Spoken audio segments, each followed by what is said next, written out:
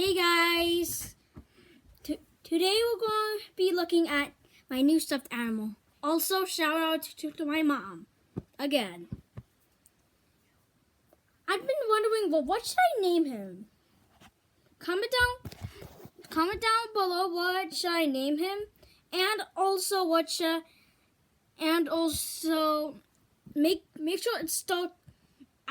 it ends with a E.